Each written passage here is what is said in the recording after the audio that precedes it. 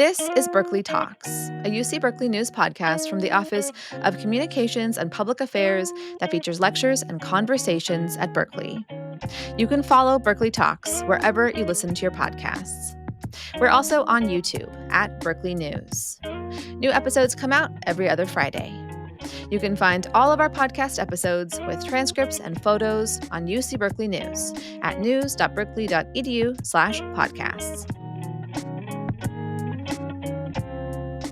Welcome, everyone. We are so pleased that you're joining us for this special and exciting webinar on how forgiveness changes you and your brain, being offered by the Greater Good Science Center at UC Berkeley. I am Emiliana Simon-Thomas. I'm the science director of the Greater Good Science Center. My background is in neuroscience and social psychology. I'm particularly interested in prosocial emotions, feelings like compassion and gratitude, and of course, the kinds of experiences that help us reconcile differences and conflict, like forgiveness. I am so lucky to be joined today by friends and colleagues with a tremendous amount of fabulous expertise in the science and practice of forgiveness. But before I get started, I'm curious, who's here? Where are you joining us from? I wonder if folks who are here in the webinar with us would be willing to post in the YouTube chat or the LinkedIn chat who you are, where you're coming from, and maybe something about why you're interested in the science and practice of forgiveness. All right, super exciting. Looks like lots of people from all around.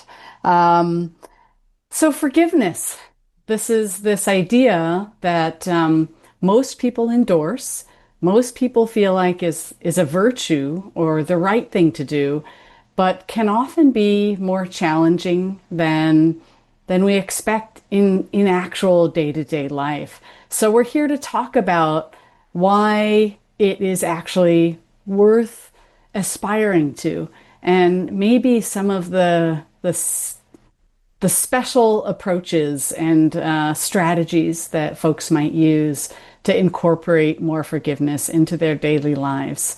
So what does the science tell us about how forgiveness works in the body and in the brain? And how can mental health care professionals and also just anyone move towards forgiveness in ways that feel safe, that feel empowering, and that are grounded in our true lived experiences? These are the questions that we're going to be talking through together. Again, I'm so fortunate to be joined by Allison Briscoe-Smith and Melike Fourie. And rather than introducing them with my voice, I would like to invite you, Allison and Melike, to introduce yourselves to all the folks who are joining us in this session. Sure, I'll introduce myself first. My name is Allison Briscoe-Smith. I am a child clinical psychologist and a senior fellow at the Greater Good Science Center. So the bulk of my work is serving kids and families who've been deeply impacted by issues of trauma and oppression, experiences of violence. And it's through that I have learned a whole lot about forgiveness. Thank you. Thank you both for that warm introduction. So my name is Melike Fourie. I'm from the Neuroscience Institute at the University of Cape Town. We recently developed a new Master of Neuroscience program, which I convene there. I'm also a clinical neuropsychologist, but my research concerns social phenomena. So I'm a social neuroscientist. I'm interested in affective phenomena, things like guilt and pride and empathy. I've done a lot of work on empathy, but more recently, I've really become interested in intergroup processes and things that play out in that space. And that is also where I've come into, to work with forgiveness and processes like dehumanization. But yeah, all in a social context between individuals and between groups. Well, again, I want to express my sincere and heartfelt thanks to both of you for joining us and providing your extraordinary expertise in this space. I think to get everybody oriented, I would love to invite us to discuss just a definition. Like, what do we mean? I think forgiveness can mean different things to different people.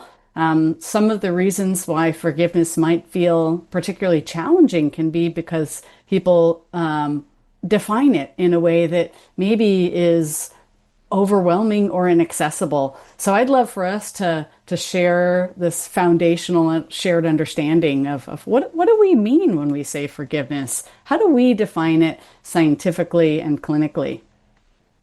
Great. That's a very good place to start, because forgiveness is one of those complex phenomena that has actually been plagued by definitional controversies for so many years. For years, research has been wondering how do we define it? How do people forgive, and why do we forgive? And whether or not it's actually a religious phenomena that should be confined to the religious inquiry. But more recently, I would say in the last 25 years or so, we've started empirically examining forgiveness.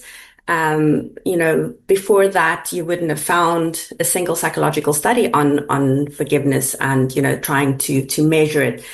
But so now, and this is, Allison, where I'm going to ask you to share that slide. So what does science say? How do we try to bottle smoke at the moment? So the first thing to understand about forgiveness is that it's multidimensional. This is what tends to happen when we try to define very complex social phenomena. They consist of component parts. It's not just one thing. So the definition you see there is one that I really like, and I'm going to read it out. It defines forgiveness as a shift in interpersonal motivation away from retaliation and avoidance towards increased goodwill for the perceived wrongdoer. And if you kind of take that apart, you can see three attributes emerging there. The first part is a letting go. So letting go of negative affect, of ruminative thought. The second part, and the part that's harder to do for most of us, is the altruistic gift. To give, and forgiveness, in essence, is actually viewed as a gift to someone who has harmed you. And that is the changing in motivation away from the negative affect towards increased goodwill for the person who has harmed you. And then the third attribute is something that we also lose thought of, and that is the temporal unfolding, what we call the calculation time. And that it's so important that to understand that forgiveness takes time. It usually, depending on the level of harm that's been inflicted, but it tends to involve a working through the pain. And it may start with a decision to forgive, but it's only complete once all those sort of feelings of resentment and retaliation maybe have been put aside. And then I want to just highlight two different kinds of forgiveness that we distinguish between. The one is decisional forgiveness, which is a more sort of a cold, cognitive kind of forgiveness. I think this is typically what we do when we forgive strangers or people who we don't stand in a relationship with. We decide to forgive them, but it's not necessarily that coming full circle, that, necessarily feeling warm towards them again, which is more what emotional forgiveness involves when, we truly want to forgive someone that we stand in a relationship with or that we expect to continue affiliation with, loved ones typically. So that is when we forgive those, it's a more multifaceted change in cognition, affect, and motivation to sort of, get to that authentic place where you can really say you've let it go and you forgive that person. I'm going to stop there. I think Allison has things that she wants to add in her experience. Sure. I think the big piece to kind of think about is even defining forgiveness. What I see so often kind of clinically is people struggle with particular ideas, notions about what forgiveness even is, and actually including some myths around it. And so some of the common kind of myths are that forgiveness means that I have to continue to be hurt, or that I have to forget, or that it's dangerous.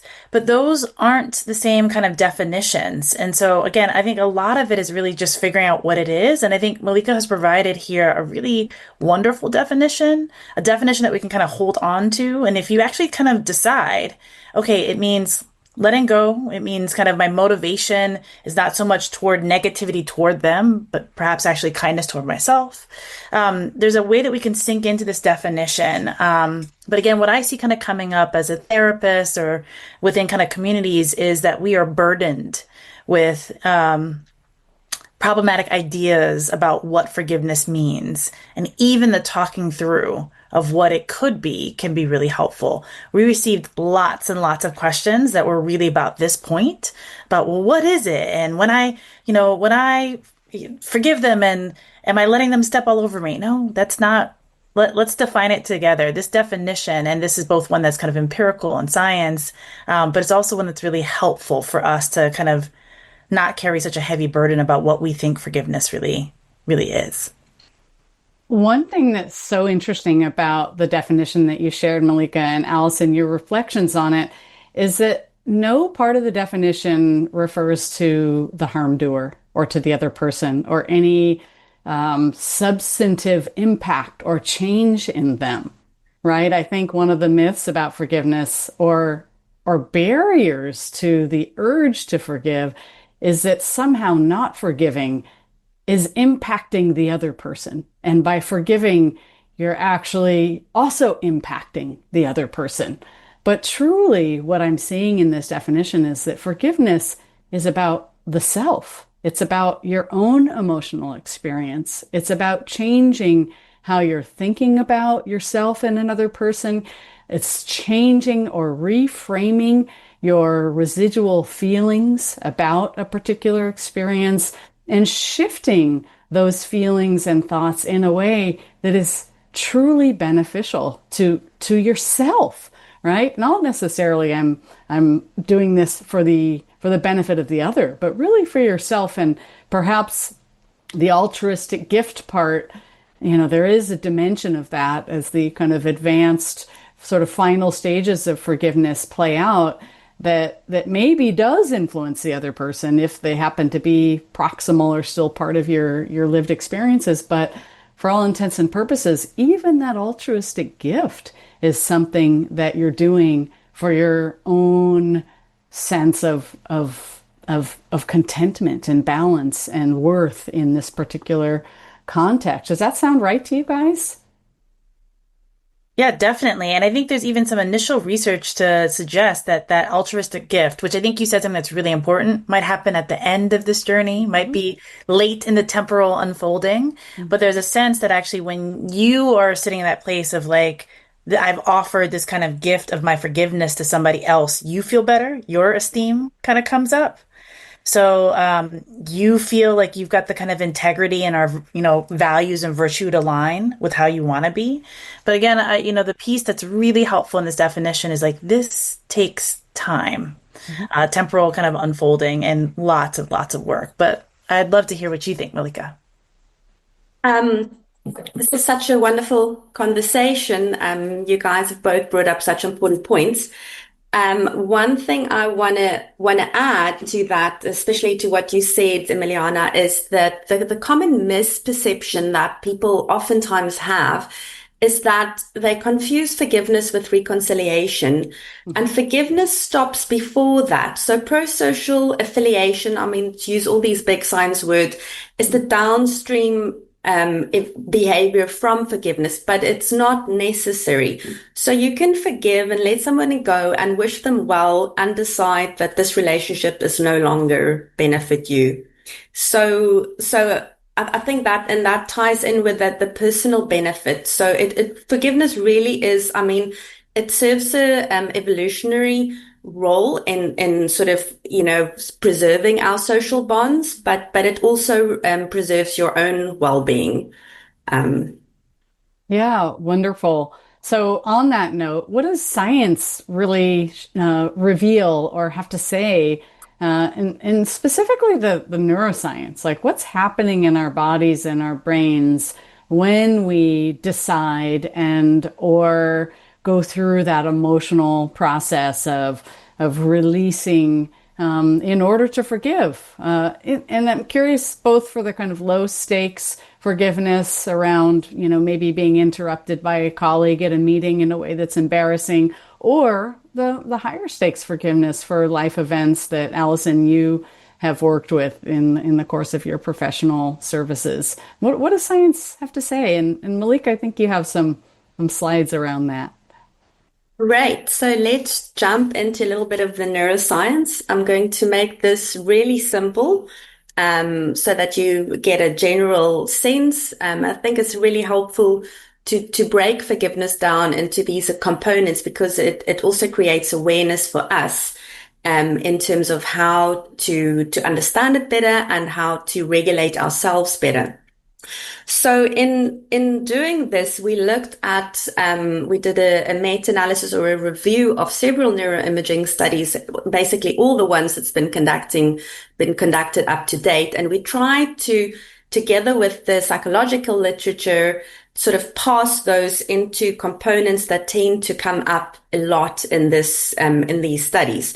So the first component that maps onto defined neural circuitry is that of cognitive control. You may be familiar with it. So and this is a very important aspect of forgiveness, when one wants to forgive or one would like to forgive someone, you need to overcome strong negative emotions, ruminative thoughts, or even vengeful impulses. And this is the part that usually creates the negative sense of self, and it's associated with the stress-related outcomes for people. So various lines of evidence support this. So people with greater dispositional cognitive control are also less likely to show aggressive behaviors against transgressors, and they score higher on forgiveness measures. So the neural areas that typically are involved in regulating our emotions, it's very much a top-down cognitive effort. So it's neurocortical areas that are involved in this, is the lateral prefrontal cortex, both the dorsolateral prefrontal cortex and the ventrolateral prefrontal cortex. And then also, if you split the brain down the middle, the anterior cingulate cortex shown there in yellow. So whereas the lateral areas of the cortex are involved in goal-directed or top-down regulatory control, the anterior cingulate cortex alerts us to when there's conflicting responses or when we're unsure how to respond to different stimuli, if we might be torn between, vengeful impulses or, appeasement or, not harming someone, this you'll probably see this conflict area lighting up. So I'm sure all of you can see how this component is involved in forgiveness. Allison, we can go to the second one, which is perspective taking. So this is a really important part of forgiveness. 85% of the studies that we reviewed had some areas involved in this network activated when people demonstrated forgiveness. So maybe I should backtrack a little bit. So all of us has the capacity to attribute mental states to others. This is called theory of mind. We all have desires, intentions, and this is something that we do seamlessly. So perspective taking is a little bit more deliberate when we effortfully try to understand someone's perspective, when we put ourselves in somebody else's shoes and we try to understand why they did something, or what maybe triggered something for them, what was their background, what was their situational context. And as I'm talking, I'm sure you can understand why this is an important aspect of forgiveness, because one often wants to know the intentions of the wrongdoer. Did they mean to harm me, or was it an accident? And that plays a very important role in our decision to forgive. So in the brain, the neural network that is involved in this mentalizing or perspective taking is very well defined. It includes the mesial aspects of the prefrontal cortex, the medial prefrontal cortex, and then also going further along the medial axis, the precuneus. And then if you go to the outer surface of the cortex, the temporoparietal junction, it's that piece of the brain that intersects with the parietal, the temporal, and the occipital lobes. That area seems to be really, really important. And when we try to imagine somebody else's perspective, when we make distinctions between self and other. And then the last component is what is something that we have called social valuation.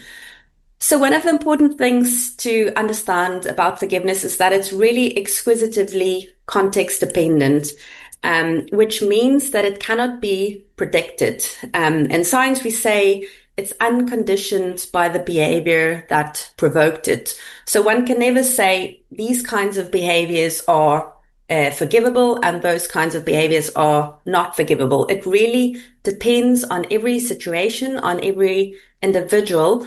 And through our evolutionary history, we developed the mechanism to decide, right? When is it worth our while to forgive someone, when there's benefits for us, when it makes sense. And this sort of implicit value tagging, this cost benefit analysis, we think we can ascribe to the ventromedial prefrontal cortex. It's a very important area in assigning subjective value to stimuli. And it's also very important in moral and social decision making. So some theorists would argue that forgiveness lies somewhere between two decisions. The first being, how important is this relationship to you? So the relationship value. And the second being, how likely is this transgression to happen again? So is there a possibility for being exploited again in future? And all of these, things to consider play into your decision of whether you would eventually forgive someone. Things like apologies, did the perpetrator sound sincere? Was the apology costly? Did it cost them something, or was it sort of a cheap apology? Did they look like they regret the action? All of those kind of things we use to get to these questions. Is it likely to happen again? And, how important is this relationship to you? So the last slide, if we put all of that together, we've just kind of made a map here of the different areas that are involved. So the red and orange areas there are the ones involved in the top-down cognitive control. So controlling our ruminative thoughts, controlling that negative effect, and sort of making a conscious decision that we want to down-regulate those. The blue areas are those that are important for perspective taking and mentalizing, effortfully or deliberately trying to understand somebody else's perspective and, what potentially played into the decision or the act that harmed you. Maybe it was unintentional. And then the green area there, the ventromedial prefrontal cortex, that's intricately involved in value tagging and, sort of that decisional forgiveness, the cost benefit analysis, what decision is going to be best for me? Is it going to be worth my while to restore this relationship or not? And then a last thing I just want to highlight is that forgiveness is likely to be greater than the sum of its parts. We talk about the emergence of forgiveness. It's not something that you can predict, but it's interconnected between these different systems and how they play out over time. And I think we've already touched on forgiveness versus reconciliation. We are so remarkably fortunate to hear that succinct and concise overview of these neural systems, structures, and pathways that are involved when people experience or intentionally go through a process of forgiveness. And one tiny thing that comes up for me is that it's not just the case that these processes, cognitive control, perspective taking, social evaluation, have to happen in order to support forgiveness, just for forgiveness, but actually exercising those pathways, engaging those systems and structures has benefits for mental health writ large, right? There are ways that being better at regulating our emotions in any difficult situation is beneficial. And exercising those skills of perspective taking and kind of tuning into how we value social relationships and opportunities and go through that kind of cost benefit process, which sometimes can be kind of habitual and automatic. Actually tuning in and noticing how we do it and being more intentional about it is a process that can really strengthen our social relationships writ large. We can get better at forming those long-term, meaningful social bonds that make us live longer, healthier lives. So, on that note, Allison, I'd love for you to share what some of the approaches are that you might take to help someone decide to forgive. You know, some people on this session might go, okay, got it. The brain science convinced me, I'm ready. But for a lot of us, other kinds of guidance and help, taking sort of charge of our emotions and thinking about a past harm in a particular way might shift us in a positive direction. What do you do? Yeah, so in the context of the ways that I work with folks who have typically suffered childhood trauma, and or have suffered from other types of violence or harm, I have to say that the majority of the time, I'm not the one that brings up forgiveness as a therapist. It's not that I'm leading them to that kind of space. I have to say it's something that I've seen and witnessed folks moving to a journey on their own. And I think you kind of mentioned it. A lot of what I do, and a lot of the approaches that we have about treating trauma happen to focus on cognitive control, affect regulation, perspective taking, and social evaluation. We are in our space, we're actually talking about how do I get in touch with and manage my overwhelming sense of harm? How do I think about myself in relationship to that harm? What are the ways that we do this? And so we can think about, and many folks, listening might actually, think about kind of avoidance, and that what we do in trauma therapy is that we help people tell the story and no longer avoid. There's lots of different pathways to that, whether it's trauma-focused cognitive behavioral therapy or narrative therapy or EMDR. We can name them all, but they all require us to tell the story about what happened, and what happened to us. Then we also have to do this layer about kind of understanding the context, understanding the kind of impact. So we're actually exercising each of these kind of components, as Melike kind of talked about.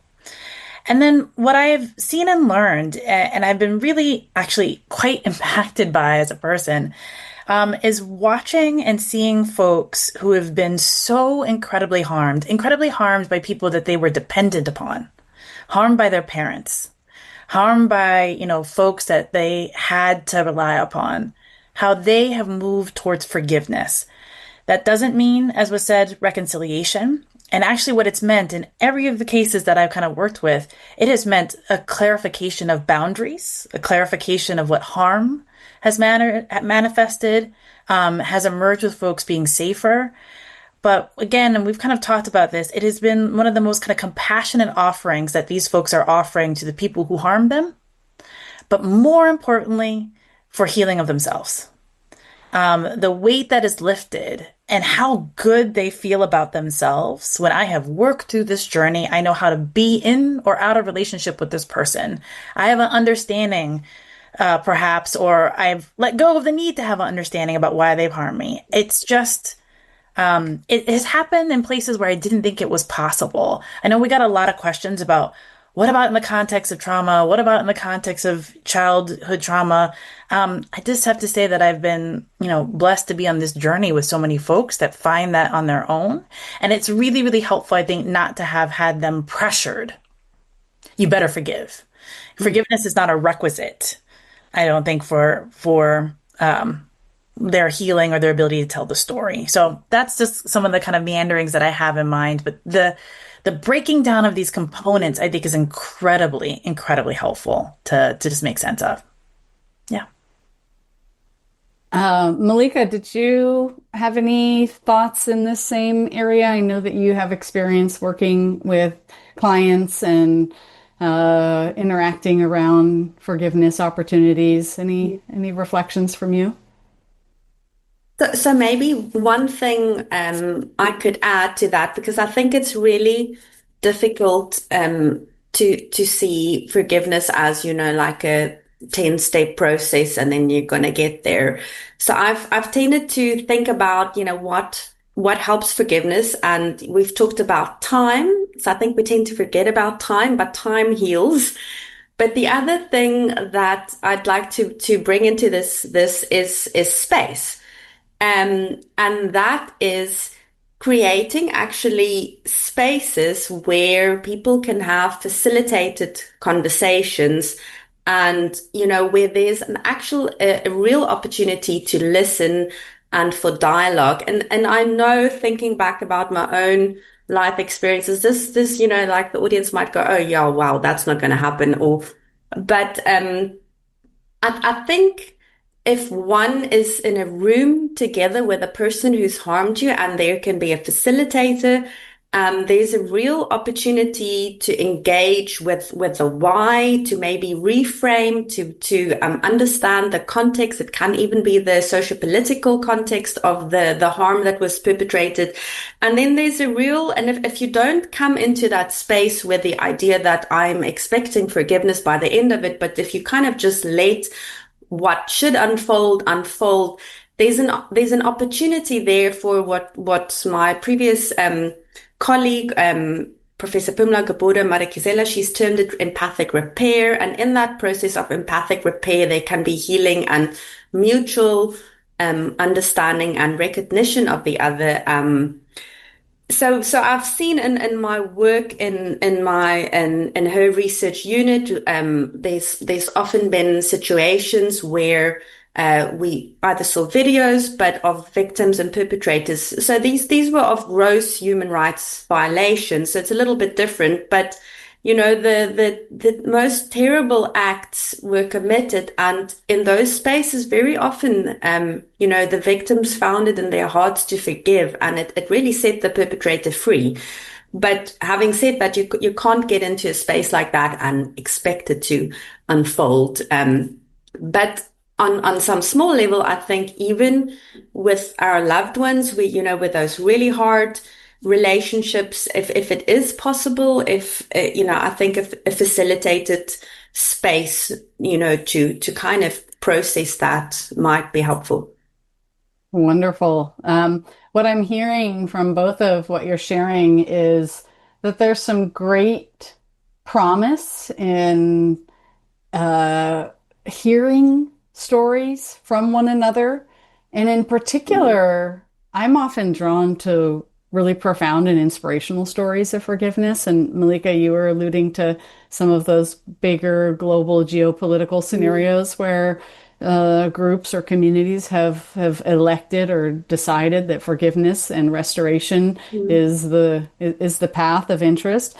So I'm curious about that as a strategy, that connecting with the possibility or hearing stories of forgiveness that really inspire a person in day-to-day life. Maybe a person who is in this session now who might not have access to some of the spaces that you're talking about or the clinical services, or maybe they don't feel like their residual harm is serious enough to warrant, some kind of clinical intervention. So knowing that forgiveness is this complex process and it takes time, and that there are things that anyone can do in their day-to-day life to cultivate forgiveness.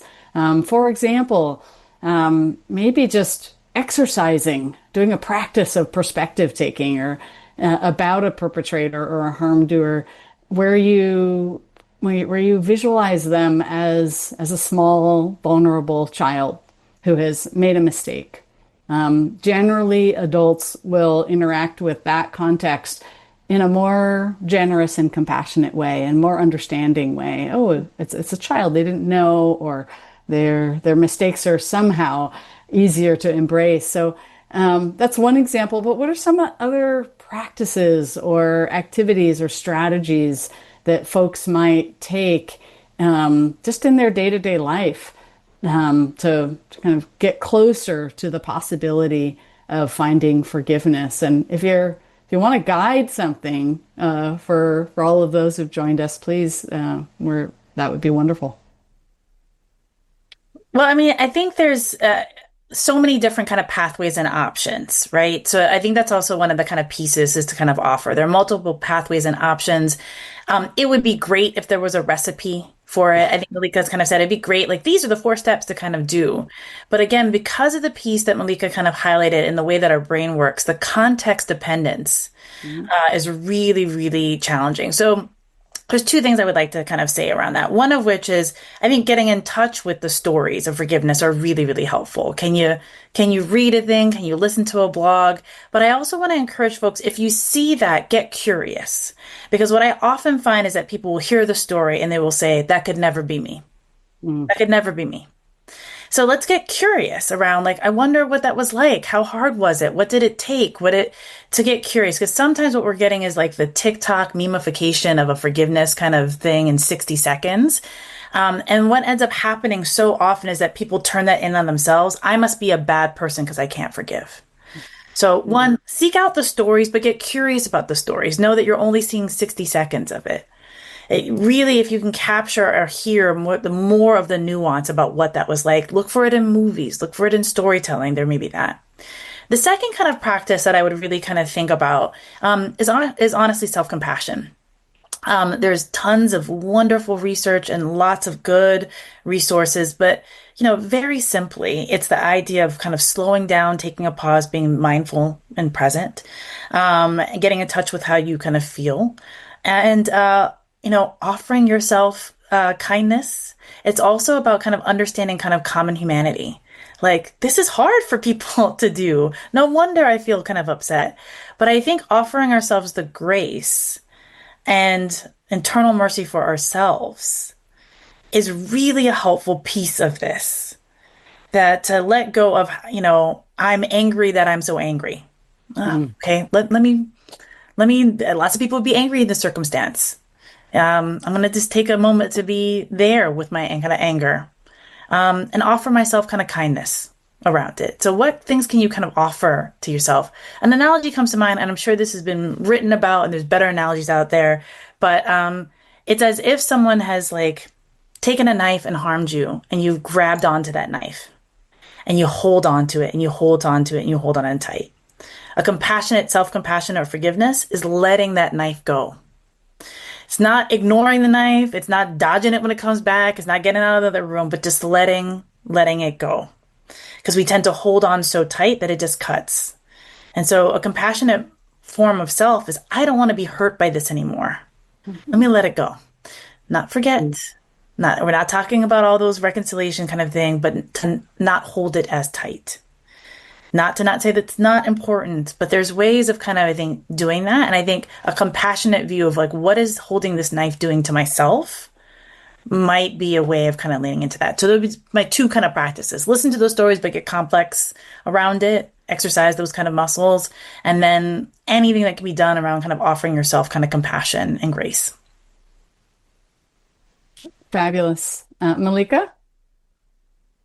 I'm not a clinician in that sense of the word, so I'm going to say that I wholeheartedly agree with Allison. And I read a story of a woman who forgave a perpetrator who harmed her.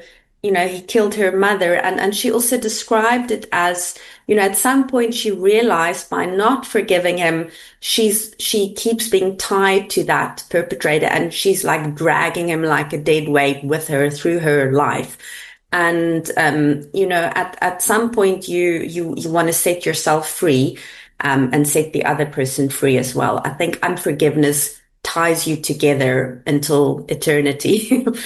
But other than that, I'm also really interested in compassion practice, and not just for the self, but in a contemplative sense. So in a recent study, we did that, and I think that is a real muscle that we can all benefit from strengthening, is kind of to shift that loving kindness, to include others into our self concepts. And you start small. You start by having compassion for yourself, and then you work your way up to those that that you don't like, and that you, even people that's harmed yourself. And I think the piece that you offered is by viewing someone as, as a child, helps with that, with including people in your compassion practice that you have real difficulty doing that.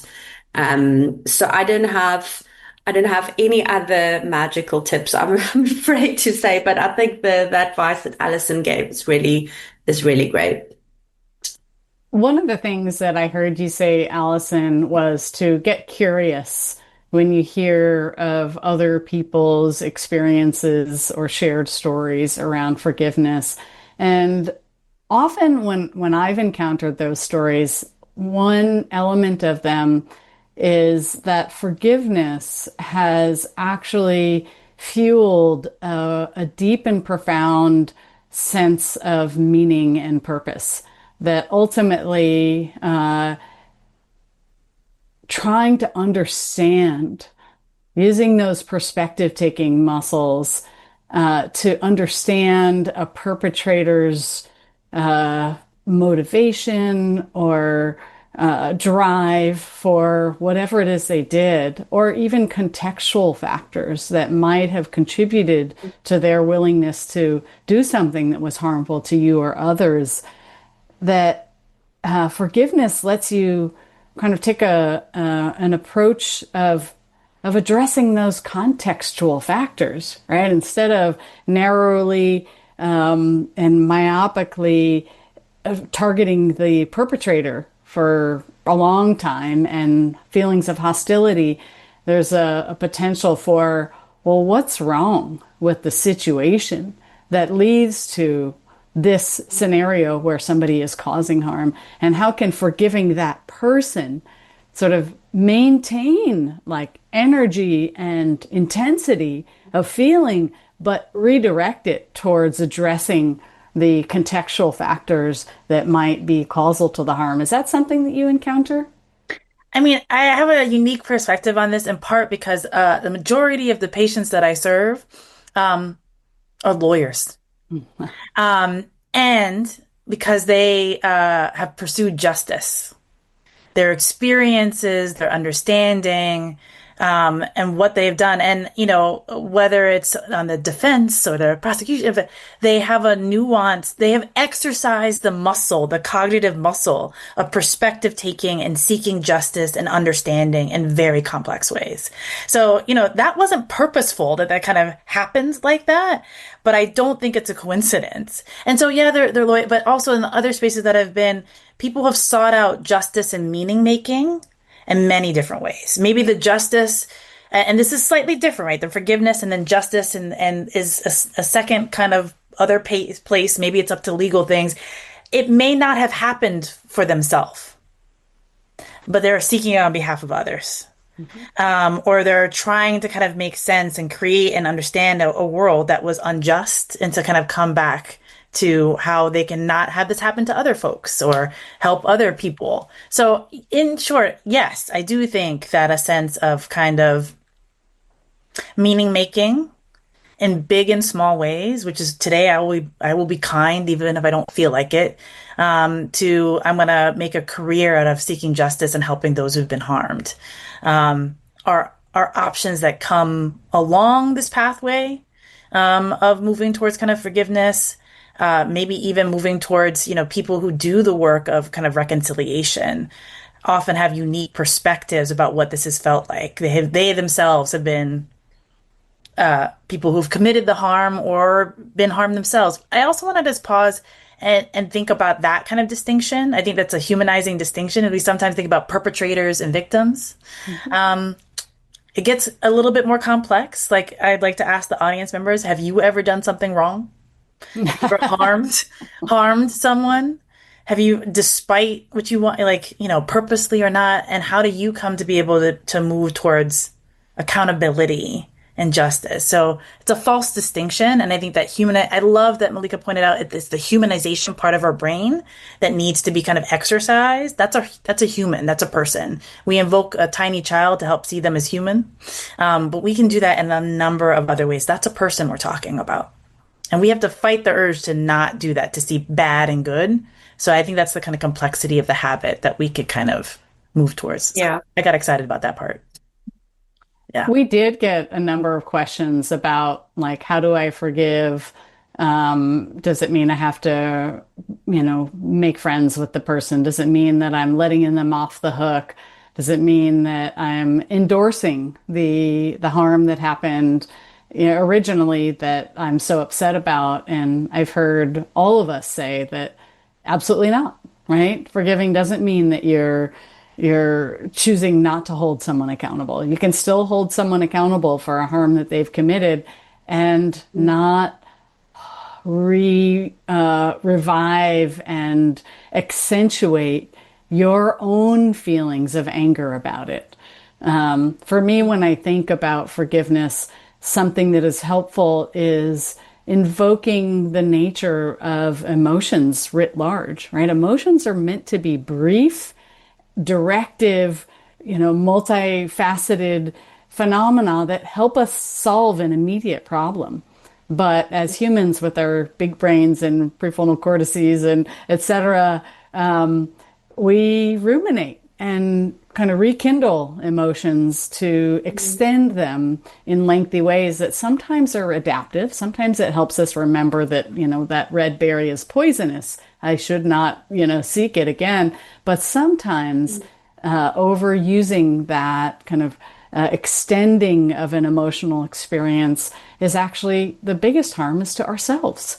And I think that's part of the story of self-compassion that I heard you sharing, Allison, that part of self-compassion is knowing what is really good for you. Just like you kind of have a sense of what's really good for your close friends and loved ones. If somebody's very upset, you come to them with a nurturing and sensible, supportive stance.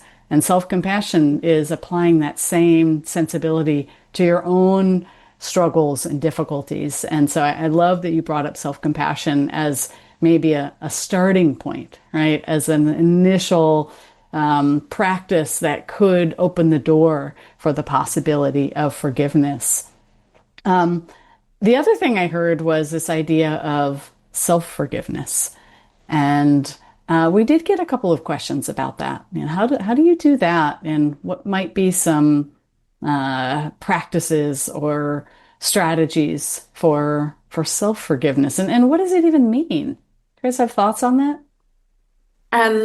I can jump in quickly. I think they're very related, and that always comes up. We struggle with the self, and so I think at a how it works level, it's a little different because we know ourselves, so we don't have that perspective taking, and we know why we did stuff, and we're not in relation in that sense with ourselves. So it's not all the same components that works for forgiving others. But I think for the self, you deal with all that sort of ruminative self-blame, all that negative affect is very much the same, and has to be down-regulated.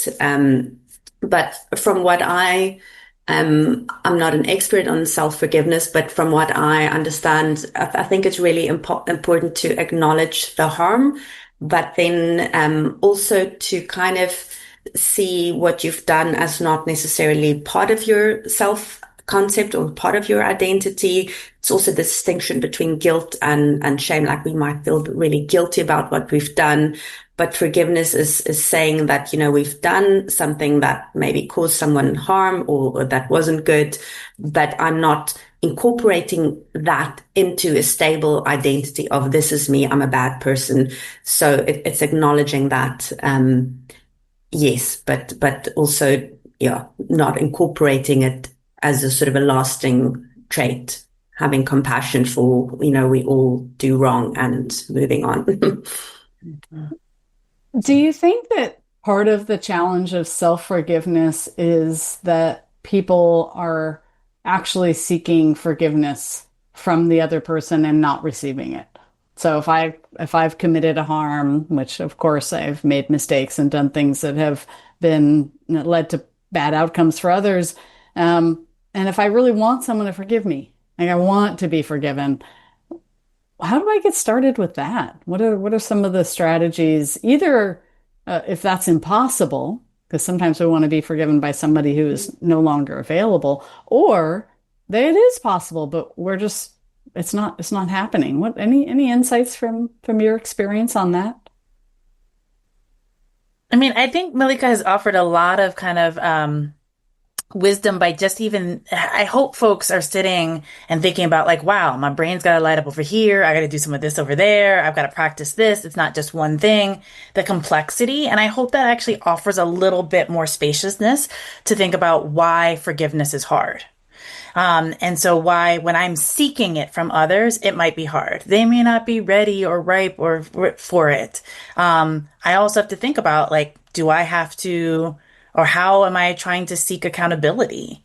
How am I trying to, to make the right out of this kind of place? And I think that's where processes like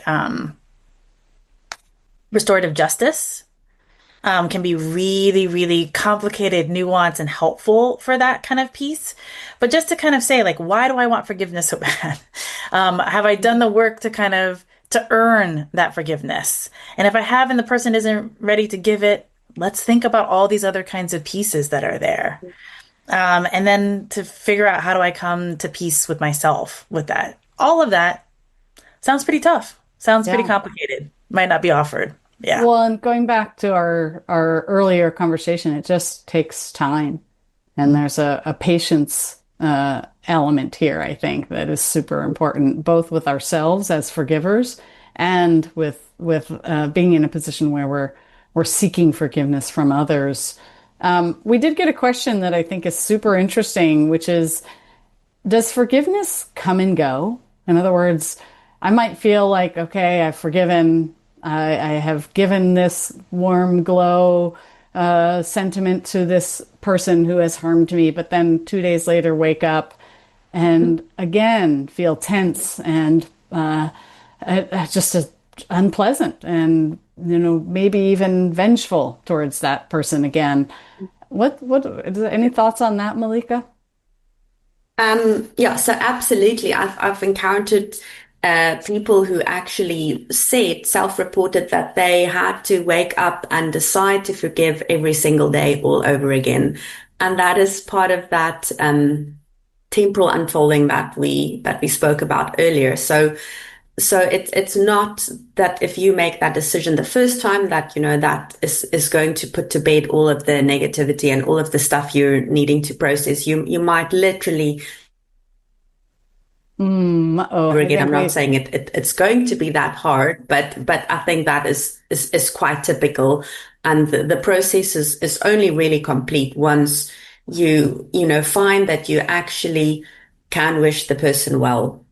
And you have your motivation is now shift towards, letting them go and wishing them well on their journey.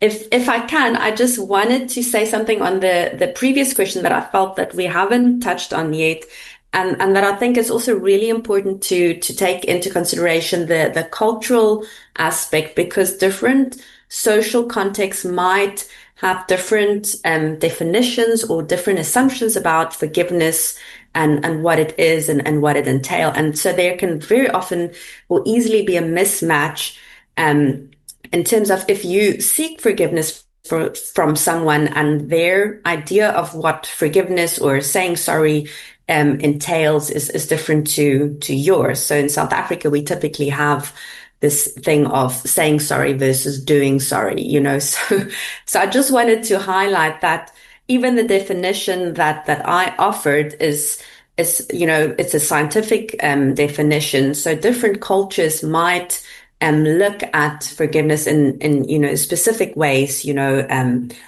I think in the West, we look at it in a more individualistic way, you know, whereas in other countries, you know, it might mean something a little bit different if you want to receive forgiveness or you want to offer forgiveness.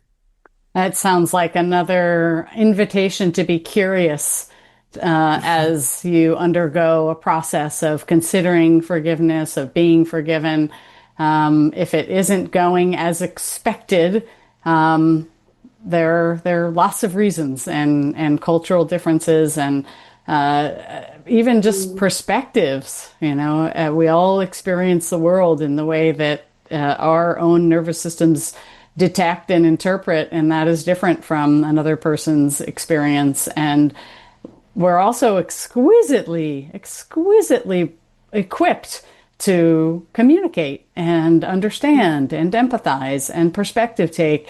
But like any other skill, learning to play the piano, becoming good at an athletic activity, it requires practice and repetition. And I don't think there is like an end point. It may look that way when you see, you know, a famous tennis player do things in ways that look really easy, but they're practicing every day and throughout their lives in order to maintain that degree of expertise and capability. And I think sometimes people get the idea that, you know, mental processes aren't like that, but they absolutely are. And to change how your neural pathways are processing and interpreting and valuing information takes repetition and practice. We also got, and I just want to take a very brief time to say a few things about this, or invite you to. Somebody wanted to know, well, okay, fine, but why? What happens when we don't forgive? What's the harm in not forgiving? And I don't know, maybe there's just a quick list of undesirable outcomes of not forgiving that comes to mind. I can jump in very quickly with kind of an evolutionary take on, you know, why the whole thing emerged in our development. And then Allison, maybe you can talk about the clinical component. So I think it's really interesting very, very quickly to look at how, you know, how come this process is embedded into our neural systems and why it's there.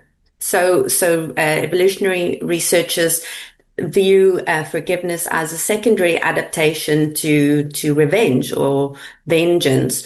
So with the idea that revenge was our first way of dealing with conflict. And if you think about revenge, it can be useful. If you harm someone back, they might think twice before harming you, and it's very useful in the animal kingdom, right? But in humans, it carries severe consequences. So revenge has all of that negative effect that we spoke about. So that's not going to do you any good, but it also severs the relationship. So, and it can also spiral into sort of a consecutive retaliatory actions. So, you know, you harmed me, I'm going to harm you back worse. And you're going to do that back. So there's really no benefit. There's no point that it ends. So if forgiveness was meant to kind of just end that and be a way to deal with both your personal emotions and at a social level to facilitate relationships, to preserve the good that there is in a relationship, because we need each other, right? So we're out of time, so I'm going to swap to Allison quickly. Yeah, just, real quick to kind of think about, there's some initial evidence that folks that are practicing or have forgiven on a particular kind of thing have better physiological, less reactivity, better blood pressure, et cetera. So some on that, but we've got tons of research that perspective taking, empathy, compassion, those components are directly linked to better health and mental health. That these are the practices that are helpful in the context of anxiety, depression, PTSD, trauma, but also helpful in the context of better relationships, relatedness. So if we take those kinds of components of like affect regulation, understanding of the kind of self, cognitive reframing, we can take each of those ones have direct lines. So that's a nerdy way of saying, probably just because you feel better, probably because it helps us to be in relationship. And what we do here is that people, when they do move into places of forgiveness, they feel better. Yeah. Well, I think that's a wonderful and inspiring place to come to closure. Forgiveness helps us flourish. I want to thank everybody for joining us this morning, or whatever time of day it is for you, wherever you're joining us from. It is my honor and privilege as a science director at the Greater Good to invite wonderful, forward-thinking, pioneering scholars in the space of all things prosocial and well-being promoting that we cover at the Greater Good Science Center. We will be posting a recording of this session in a couple of days, and would love anybody's willingness to share that video with anybody who they think could benefit from what we shared during this session. So thank you again for joining us. I know you have lots of other things you could be doing with your time. It is an honor and a privilege for us to be sharing. And thank you, Allison, and thank you, Melike, and thank you to the rest of our team who behind the scenes have been making this webinar run smoothly and available to our global audience. Thank you. Thank you. Thank you from my side as well. Thank you for all the knowledge and it's a privilege. Thanks. You've been listening to Berkeley Talks, a UC Berkeley News podcast from the Office of Communications and Public Affairs that features lectures and conversations at Berkeley. Follow us wherever you listen to your podcasts. You can find all of our podcast episodes with transcripts and photos on UC Berkeley News at news.berkeley.edu/podcasts.